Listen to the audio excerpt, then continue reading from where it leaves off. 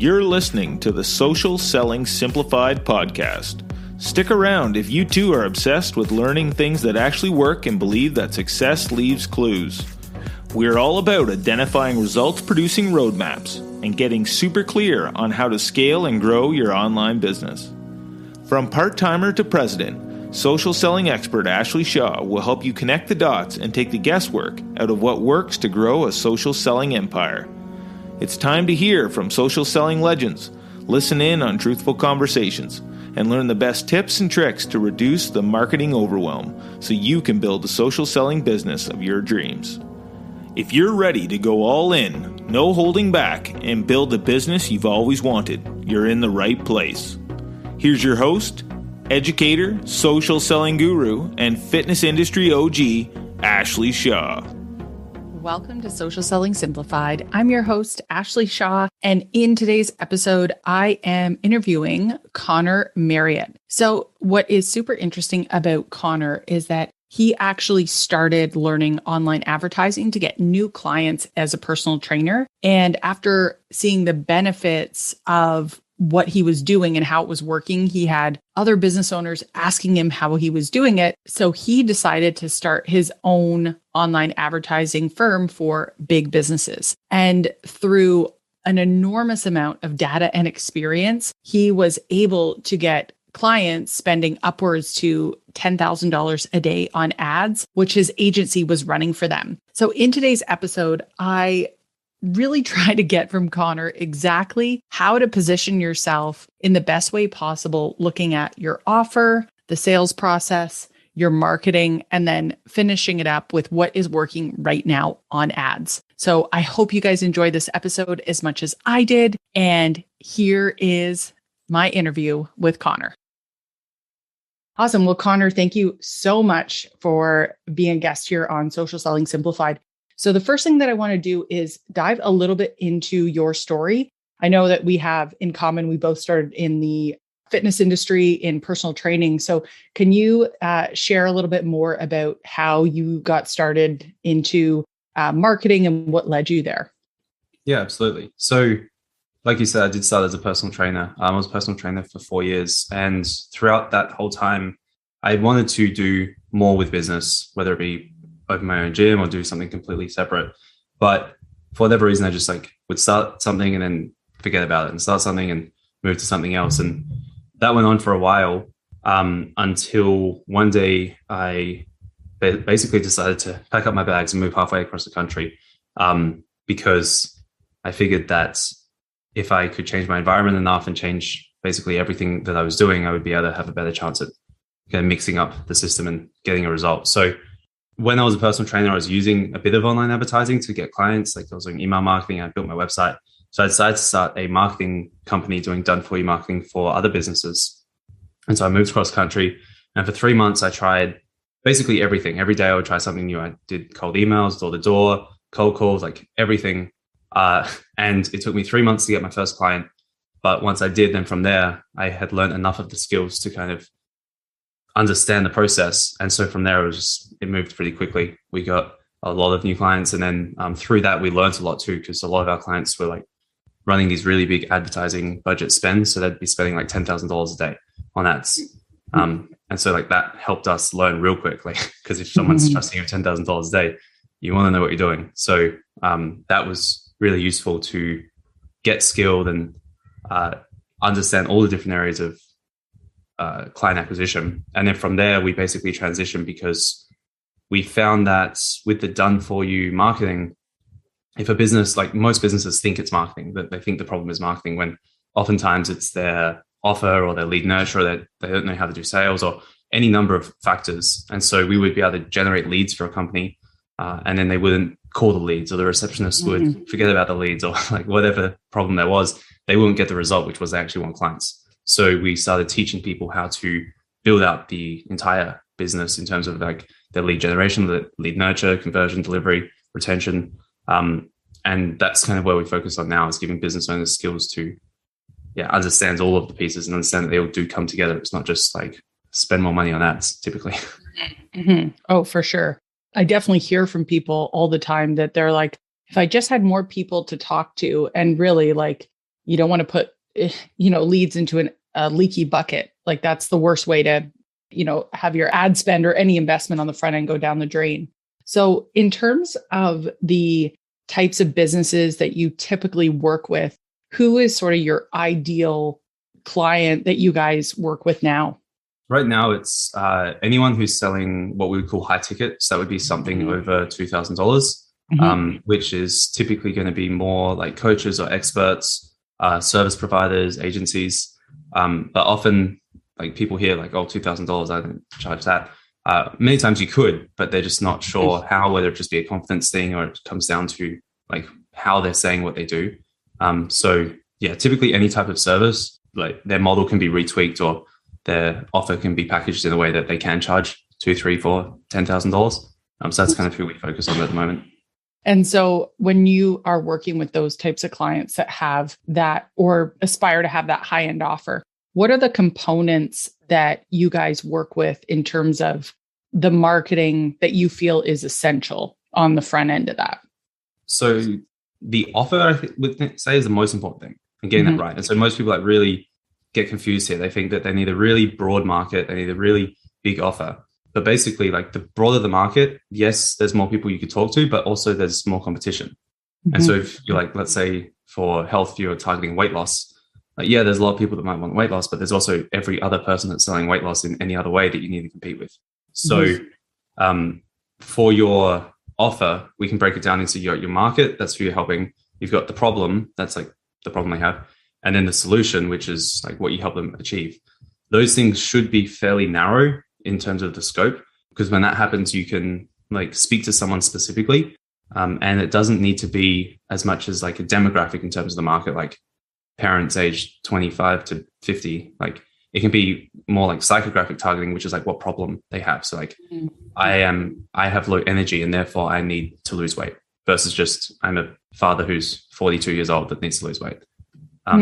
Once you kind of get that, then you can put messaging or marketing really anywhere, because marketing at the end of the day is basically just the articulation of what you do. And so if what you do is not clear and concise, and if it's not something people inherently want, then telling more people about that thing that no one wants is probably not the answer. So yeah, most of the work comes from the offer primarily at the beginning. I love how you're taking something that can be very confusing and it's like, $5 words all over the place. And you're really like bringing it down to really, really simplify what it is that you need to get right. Because I think there's so much noise around that. And it's overwhelming as an entrepreneur when, especially in the health and fitness industry, where you're like, okay, this is my skill. Now I also got to be a marketer on top of this. Like it's a whole nother world of things that you're trying to figure out. Yeah. I find most people like they take something that's simple and make it complicated. When like ideally we want to take something that seems complicated and make it as simple as possible. And so I spent a lot of time thinking about like what is like the truth of this, that is fundamental core, and how can we like articulate that easily so that people understand. And that's what often happens. People are like, oh, I thought this was really complicated, but I just need these three things and it's simple. So after you get the offer, you've said the market, the problem, the solution, and being specific in that so that you're not competing against all those other people that are focusing on just that big category of weight loss. What's the next thing that you have to get right? So that's so your offer, the market, the problem, and the solution, we would call it your messaging. And that's essentially the promise, what you do. Then from there, you've got your offer, and that is like how you fulfill on that. So you can say, I'm going to make you lose 5 kilos in 6 weeks, but how are you actually achieving that? And so with your offer here, we want to be, so with the messaging, we want to be like narrow and concise. With the offer, we want to be robust and broad, because yeah, if I say I'm going to help you lose 5 kilos and all I do is give you a diet plan, well, that doesn't actually potentially do everything, because it's like, what about your exercise? What about your sleep? What about your habits? What about your environment? What about your stress levels? Like, so all these other things. So if you're being narrow with the problem that you're going to solve, rather than saying I'm going to help you lose 5 kilos, I could say I'm going to help you have better digestion. Then maybe a diet plan would be sufficient. But if we're going with a big thing, like for us, we help people get clients. We can't just say run a Facebook ad, because it's like, where are we running the Facebook ad to? What are we saying in that ad? What happens once we get a lead? Like, what do we say then? Once we get someone on the call, what do we say then? So we need to like cover all these things. So yeah, having a smaller problem and then smaller promise makes the offer easier to fulfill on. And then once you've got that, then if the next step would probably be marketing, which we can talk about, but that's made much simpler when we know exactly like who we're talking to, what we're saying, what their problem is, and now we know how to speak to them. Okay, perfect. So I have an example. Let's run through this like really easy filter that you've sort of provided for us. So if we were going to be the problem, so I know the offer for a sec here. So one thing that a lot of the coaches we're ramping up next month to talk about gut protocol. So that is the offer, and then it's going to come with a meal plan specifically. So if you were thinking about it from backing it out to your market, your problem, and your solution, like how would you formulate? What would that sound like, I guess, if you were thinking about it like that? So first of all, this is like, we're doing it in reverse order. This is how people, they have a solution and then they try to find a problem that solves a solution. So not off to the greatest start, but we'll make it work. If you've got like the outcome, which is improved gut health, you then can go and pull apart, like what are all the benefits that someone's going to get from that? So it could be increased energy, it could be better sleep, it could be less stress, it could be they just feel better. Like there's probably 20 different benefits. And then once you know the benefits, then you can make that the solution to a problem. So it's like, maybe it's corporate executives who have low energy because of their poor gut health, because they're eating like bad lunches each day. And so now the market could be corporate executives. The problem is low energy, and the solution is improving your gut health. And so then that solution is for the problem, and the problem's for the market.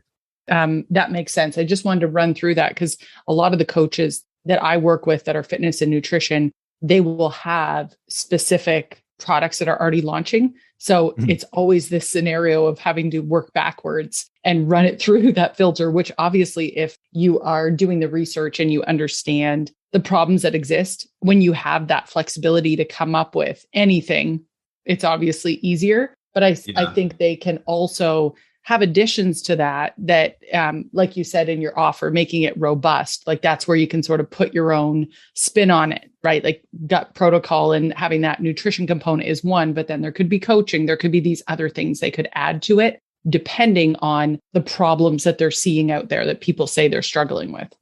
Yeah, I think the best way to think about it is like, no one wants gut health. Like they want gut health because of something. Like I have poor gut health, which is causing a problem. And so why do I want gut health? To solve a problem. It's not just like people don't want gut health or coaching or mindset. Like they want an outcome. And so if we can figure out what problems this thing can solve, then we can figure out like what problems people have, and then go into your next point of, if we want to make it robust, if the promise is going to be increase energy, then we could say, okay, well, with this diet, they can improve gut health, which can increase energy. But then like, what are the other potential roadblocks someone might have that could stop them from achieving that outcome? So we could look at like, well, if we want to increase their energy, we've got their diet, maybe we should give them a PDF that helps them fall asleep faster. So now they have better sleep, or maybe we could give them a morning routine to kind of wake up with a bit more energy. And so, just thinking about, if we know the problem, which is their current situation, and the outcome, which is where they want to be, what are the roadblocks? And these could be real roadblocks or perceived roadblocks. So one could be like, well, what if I can't stick to a diet?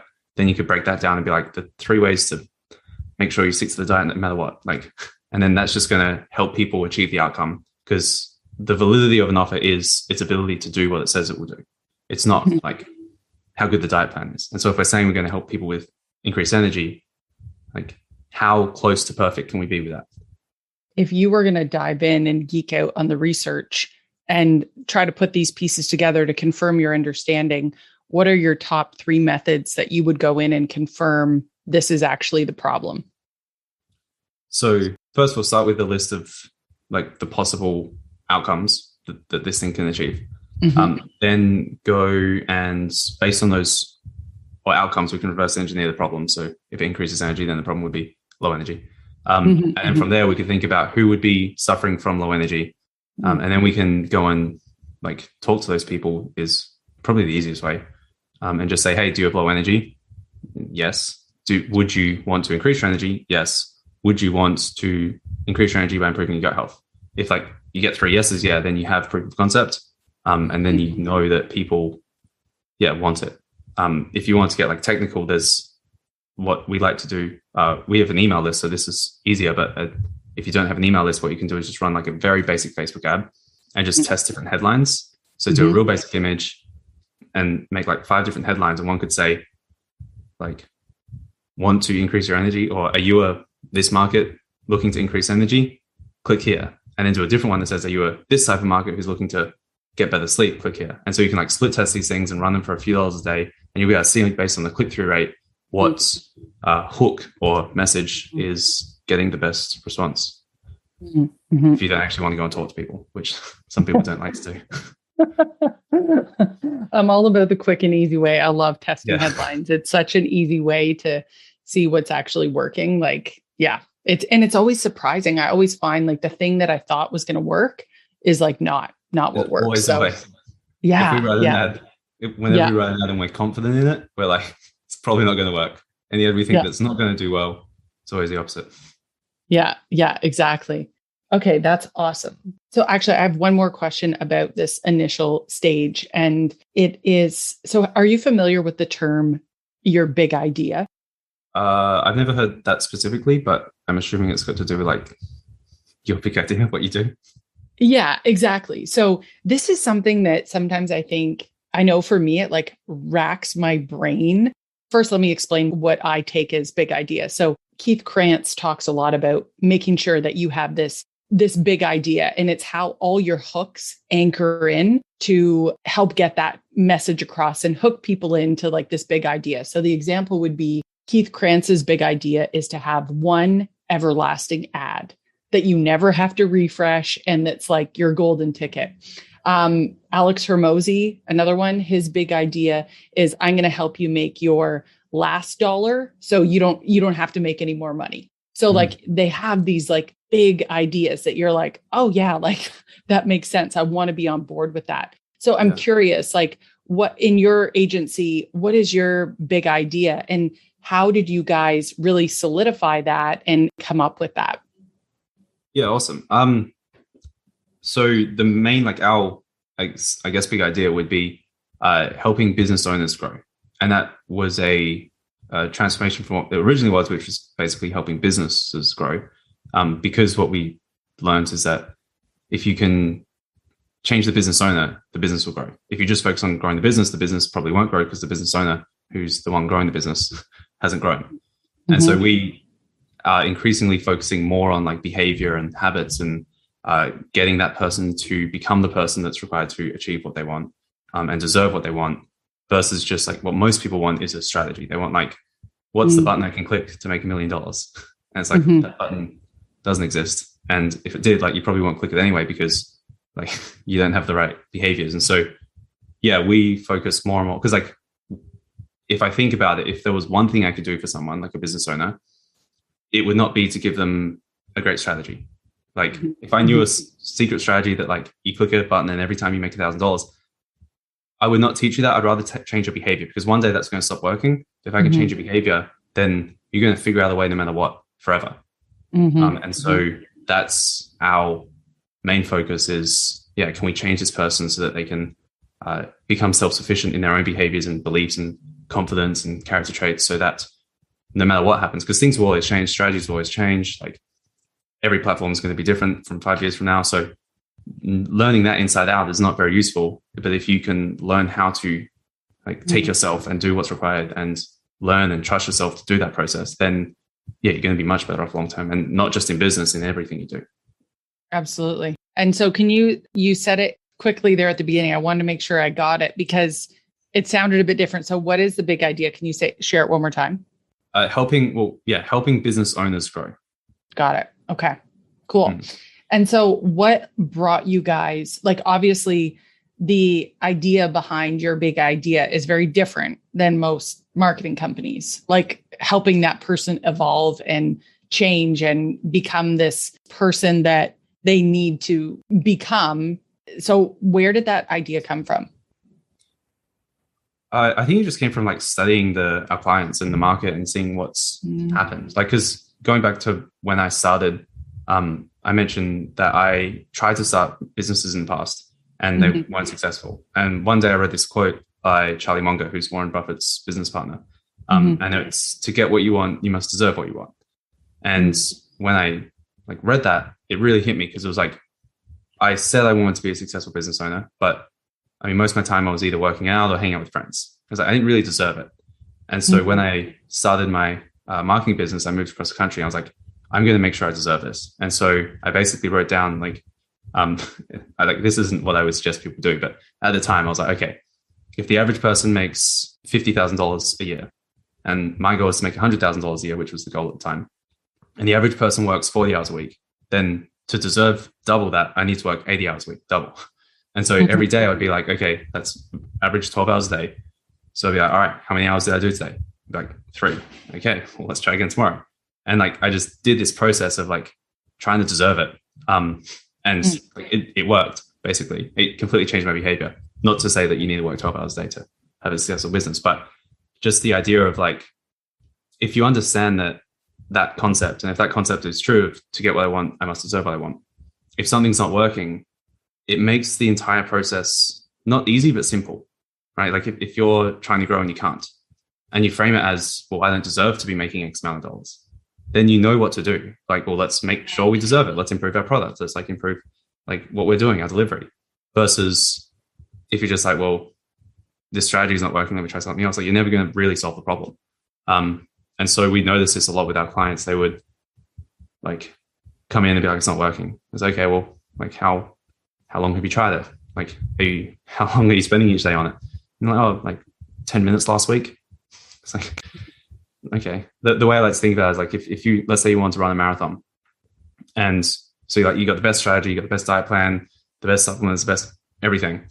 And then you get that plan, and you're like, oh yeah, but I only want to run 5 minutes a day. It's you're probably not going to win the marathon. Whereas if you just ran daily, then you would have a much better chance. And so it's the behaviors that determine the outcome. And if we can change those people's behaviors, then they'll get the outcome, regardless if they have the best strategy to do it. Hey, social sellers. I've got something I'm super stoked to get in your hands. First, did you join your company and start reaching out to all your friends and family, only to get ghosted over and over? If you've ever had to chase someone down on the internet, you know it's super hard work and it can feel so awkward. And not just awkward for you, but most of the time, the person on the receiving end gets put in an uncomfortable position too. I hate to break it to you, but unless you're a superstar salesperson, right off the bat, you're going to struggle forever if you keep doing it that way. There's a reason they say you can't be a prophet in your own town. And that's why 99% of social sellers quit. But those 1% made it because they've caught on to a different system that's been proven to work. No one really seems to talk about it, which is why I decided to lay it all out for you in a brand new, easy to read book called Celebrity Magnetism. Go to ashleyshaw.ca/celebrity magnetism to learn more and see what I'm talking about. You don't have to hunt people down to get your bills paid for the rest of your life. Check out my short book called Celebrity Magnetism and break down an entirely different approach that will simplify everything. That's ashleyshaw.ca/celebrity magnetism. I'm so excited for you to start implementing it and see your business transform. Yeah, super cool. Okay, awesome. Thanks for sharing that. What is interesting about that is, as I've been learning more about coming up with this big idea and where that really formulates from, one of the things that Keith Krantz does talk about is consuming articles and resources and material, and you let it sit with your subconscious. And then eventually something bubbles up that starts this big idea, which is exactly how you had described it, right? Reading this one quote that was okay, that's it. That's what we do. And that's how we're going to be able to help people. So it's super cool to see that in action, how that happened. Yeah. When I read that, it was one of those moments where it's the timing just felt right. You read 100 quotes a day, but that was oh, that hit me. Yeah, for sure. Very cool. Okay. So I want to talk a little bit about, so we talked about offer. The next step you said was market, right? Marketing, I think. Yeah. The way we teach it is first we teach sales, just because if you are selling high ticket, you can get a lot of leads and conversations, but if you don't know what to do from there, then it's wasted. But provided you know that, then it would be going to marketing. Okay, let's touch on sales then first. So what do you think are the most important components, at least that you guys teach and work with to make sure that your clients understand? So the biggest thing we focus on is getting them to understand like what they're actually trying to do, and then the mechanism in which they're doing that. And so like that's a sales script is the mechanism. But the outcome is not to read the script or ask all the questions. What we're trying to do is there's three things we need to do. Number one is make sure that the prospect wants to solve the problem. And that should nearly always be true, provided you're talking to the right people. Number two is that they believe that they believe that your solution will solve the problem for them. So not just like, if we have a diet plan that helps with digestion, I don't just need to believe that that can help digestion. I need to believe that it can help digestion for me. And then number three is that the value of solving that problem outweighs the cost. And so if we have those three things, then we will, like, the sale will be made every time. The way we get to that is by asking questions on the script. And so the sales process is, yes, we're asking questions to basically achieve that outcome. But if we understand that that's what we're trying to do, then it's not just like, okay, I read this question next. It's like we're asking these questions to uncover things so that we can then make sure that this is true. So the majority of the sales that when you guys are working with your clients, it's going to be a one-on-one scenario that you're able to dig into these questions and get that full confirmation before moving on to the next one. In terms of, so the sales process we teach is a sales call. And so, we basically say, jump on a call. We'll help you figure out like where you are and if we can help. And if we can, then we go through that. And so if for number one, like, do they want to solve a problem? They probably wouldn't be on the call if they didn't. For number two, do they believe that your offer will solve the problem for them? That comes from like understanding their current situation and customizing it a little bit. So we say, you told me that you've been waking up with low energy. And you also told me that for lunch every day you get, KFC. So the reason that you've got low energy is because of the KFC. And so what we're going to do is have this diet plan where instead of having KFC, when you have those cravings, you're going to be able to do this. And so it's like, it's tailoring it to them. And when that happens, they believe, okay, this will work for me, because you're not just saying we've got this diet plan and it will give you energy. It's like, here's what you're doing and here's how we can change that to get the result you want. And then the third one is, do they believe the value outweighs the cost? That just comes from helping them realize that if they solve this problem, how will that affect other things? So it's not just going to give you energy. If you have more energy, maybe you show up to work better and you get a promotion. Maybe your relationships are better because you're more focused. Maybe all these other areas. And so the more of those other areas we can kind of build out, then the more value or perceived value of this problem or solving this problem. And then therefore the value of solving the problem will outweigh the cost. Okay, perfect. That completely makes sense. So then after they're trained up on that component, the sales call, the next step is marketing. Yes. Okay. What goes into that? So we focus on like online social media, and that's probably where that's probably the best place for most people to start. In terms of like what to do, we recommend like one platform to start. So not like every platform everywhere, post 100 times a day, like some people say. Not that can't be useful, but if you're starting out, you probably don't have the time. And again, this goes back to like strategy versus skill. When you're starting anything, you probably don't have the skill to make it super effective. And so you want to like just improve that. It's like if you were to go and sit down at a piano, you're not going to be able to play an awesome song because you don't have the skill. And so that comes from developing it. And so if you focus on one thing, you can get better at it. And so essentially what we want to do is have your profile set up in a way that's very clear what you do and who you help. What we found is a lot of the resistance around doing any sort of marketing, especially if it's more organic, people don't like it because I think what a lot of people have done in the past is they'll try to start a conversation as a friend and then they'll try and sell you something and it feels like slimy or uncomfortable. Whereas if you have your profile set up and basically say like, here's who I help, here's what I do. When people get to that, they can instantly decide like, okay, this person can help me or this person can't. And then from there, they can either follow you or engage or not. So it's like fully transparent in that sense. And then once they have basically set that up, then the process is like, there's 5 steps. Number one, we get attention. So that could be through a post or running an ad. From attention, we have interaction, and that could be someone clicking on the ad or liking a post or commenting and following. Then from interaction, we have a conversation. And so that's basically like, hey, thanks for liking my post. For example, I have some other trainings that may be helpful. Is it cool if I ask you a couple of questions to see what one's going to be best? Once they say yes, now we've engaged in the conversation. Then from the conversation, we can ask some qualifying questions. And if it's a good fit, we can get on a call. And then from the call, that's the sales process, and we can move them into a sale or a client. That's like kind of high level. I can dive into those steps more if you like. Yeah, no, that completely makes sense. Yeah, for sure. I think a lot of my listeners will be very comfortable with that, with those stages. We talk a lot about that. Have you heard of Ryan Deiss, digital marketer? Yeah. Yeah. So that concept of awareness, engagement, and then like subscribe, but depending on where the conversation could be happening, like if you are messaging them and having that conversation there, but it's all about that approach. Like, I like how there's a lot of confusion out there for people in this industry that try to strike up a conversation that really feels inauthentic.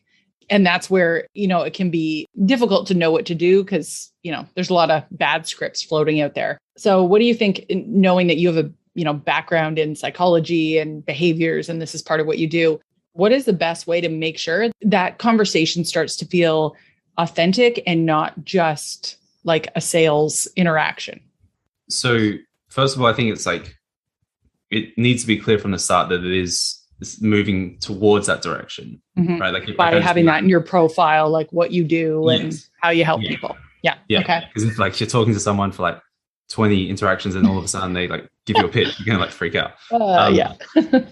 So you want to first of all like know who am I trying to talk to, and then from there asking questions that are like you genuinely care. Like you're not just asking, again, just like the sales scripts, like you're not just asking questions because they're on a script.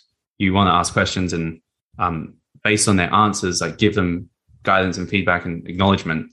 And then if they can help if you can help and only if you can help, then move to the next step. And to get someone from every kind of step, you want to position the next step as value. So so what we'll do is like, if someone follows us, for example, we could say something like, I want to make sure that you get a piece of free training. Is it okay if I ask you a couple of questions about your business to see like what training would be best? And so like they say yes, because there's value.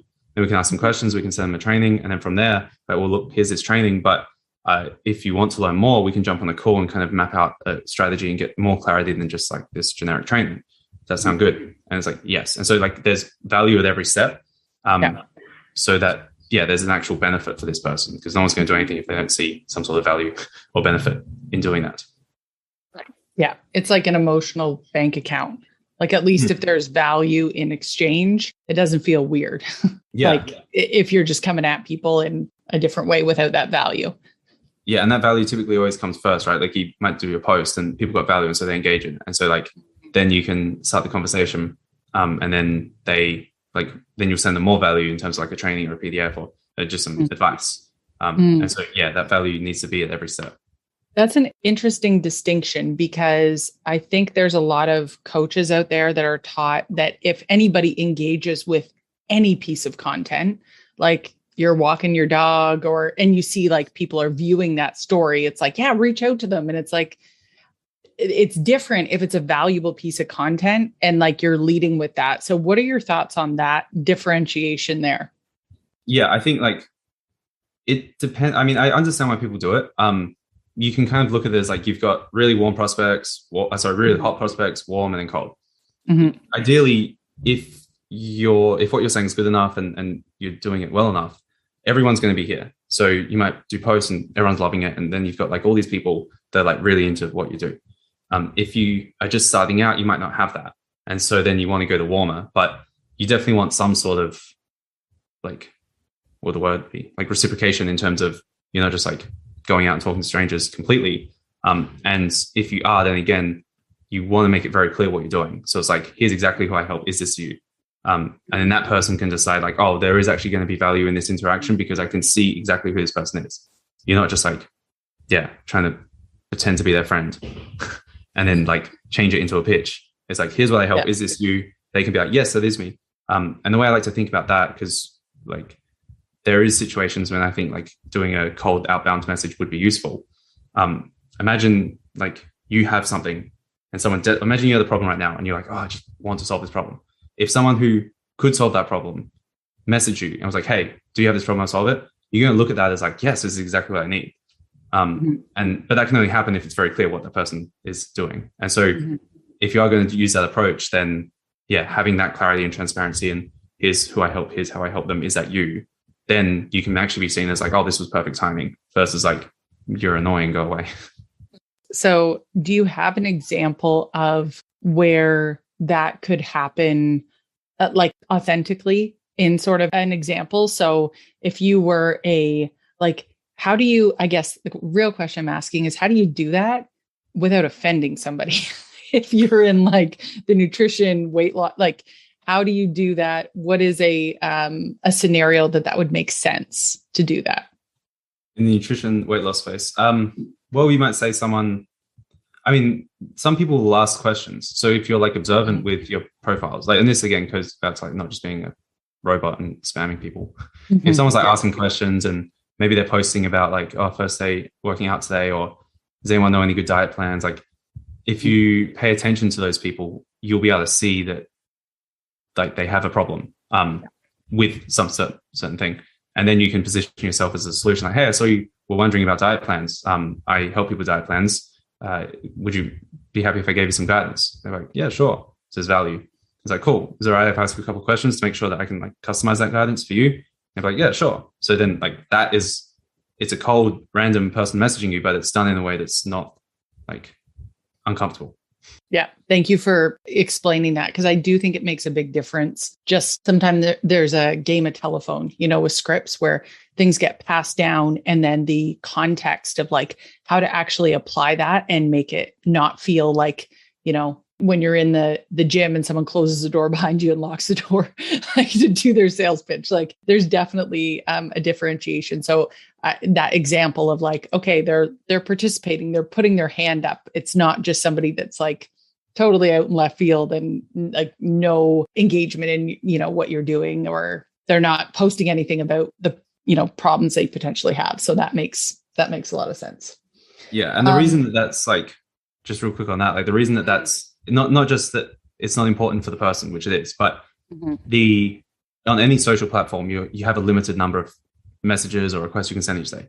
And then you've got like, you could go on a scale of completely customized, like 100% customized to 0% customized. That's going to determine your response rate. And so it's not just like, for those of you that are like, well, I just want to like do volume and spam, like get as much as I can. If you're doing that approach, like first of all, you are going to reach a limit. It might be 50 a day or like whatever it is. And then your response for that's going to be very low. And so this isn't just a better way to do it. It's like, if you want to get good results, you almost have to, because you only have so many shots you can take each day. You should probably try and make them like as tailored and customized as possible to increase the likelihood the person responds. Yeah. Really, really good point for sure. And so my last question is just around marketing. And obviously you guys run a lot of ad accounts, what's working, you're in the know with that. So what are the things, and I know obviously like it's going to be a little bit different for every, coach out there, but what are some of the trends you guys are seeing in advertising right now? So one that's like real interesting, we went down the route of like running a lot of money on ads and really becoming obsessed with like optimizing funnels. And I did this for like years. Like we would spend a lot of money and like literally optimize every single page, like split test everything to make these funnels that would be really high converting. And what I realized after too long, I would say, is that like the goal of advertising for like us, we're trying to get someone to get on a call, but a call is a conversation essentially. And so what we were doing was we were building, and this is still what a lot of people do. They build out all these funnels, we have all these steps, and it's basically taking someone from an ad to step 1 to step 2 to step 3 to step 4. So, and the last step is a conversation. Whereas if you just like run an ad to start a conversation, you can actually bypass all those steps, and it's way simpler. It costs way less, and it's very useful now because obviously like one big thing that is going on with ads is like tracking's basically not amazing. And that comes from like sending people to other places. And so like a really old common funnel was like a webinar funnel. If you're running that now, like your tracking is going to be like probably non-existent. But again, it's like all these steps. You're saying someone to this page, and then they find a time, then they like register for the webinar, then there's a waiting room, then there's a webinar, and then from there you get them on the conversation. Well, you can actually just run an ad to get someone to start a conversation. And by doing that, you keep them on the platform. And so the tracking's 100%, it's accurate. Because if you like run an ad for someone to start a conversation with you on Facebook, and the conversation is on Facebook, Facebook's going to know if that happened. So you can have accurate tracking, it costs less. And the long-term benefit of that, which is kind of going to a question of like, where's it going, is that it's accumulative. If you can, like if you run an ad, as soon as you turn that ad off, like there's no more ad as soon as you stop paying. But if you run an ad to start a conversation, that person maybe follows you and like engages with you, and then they're going to be there for life, assuming that you like don't annoy them with too much content. So by doing that, like the way I used to think about ads was, as you grow, you should spend more. Like the more you spend, the better you are. But if we kind of reverse it to like, if we can spend ads to get someone into our ecosystem, and then let's say our audience is 1 million people. If every day we're getting 1,000 people in that ecosystem through ads, then the market that we need to advertise to is getting smaller and smaller and smaller each day. And so as we get better, realistically, the amount we need to spend on ads should get less, because we don't need to target these people anymore because they're already here. And so that's kind of what we're thinking about, like moving forward, how to build something that's like gets better with time, not worse. That is like value driven, and is kind of mitigating all the headaches of ads traditionally in terms of funnels. Not to say that they're not still useful, but for the most part, that's kind of what we're thinking about. I'm just going to say it because it's coming to my head. Like that feels like another big idea in there, because it's like very, it's a contrasting statement for sure. Cause like, I know we were last year probably spending like 30 to 40,000 a month in ads. And it was like, okay, like, how do we ramp up? How do we do more? You know, like you're always just looking at that ticker of like, how do you spend more? But that really flips it on its head. Like, well, if you're efficient, you actually spend less. Like, so that's a very cool, big idea as well, layered in there. Yeah. I only kind of realized that quite recently, but it was like, like we had the wrong goal. Like it shouldn't be to spend more. It should be to spend less. And ideally one day not need to spend anything. Yeah. Like, I feel like that's your big idea. One of them anyway, like, you know, with your goal should be to spend less on ads, not more. Yeah. So simple, though stands out. Yeah. Yeah. We're testing quite a few things with that at the moment. And like refining it. And then, we'll be like teaching it too, but that's definitely, it's so simple, but it's not, because no one really thinks about it. And like, I'm just as bad. I was like probably the worst offender of spend more. Yeah. I think when you get in that space, it just feels like, you know, there's sort of power behind spend, or at least it feels like that, right? Like that, oh, I'm more, I don't know, like you spend more, you do maybe psychologically, you just feel like you're more powerful. I'm sure there's something tied to that. Yeah. But that creates like, we're in Australia, and the, we target business owners in Australia. And so Australia's only got like 22 million people, give or take. And business owners probably only like, I don't know, 5, 6, if that, million.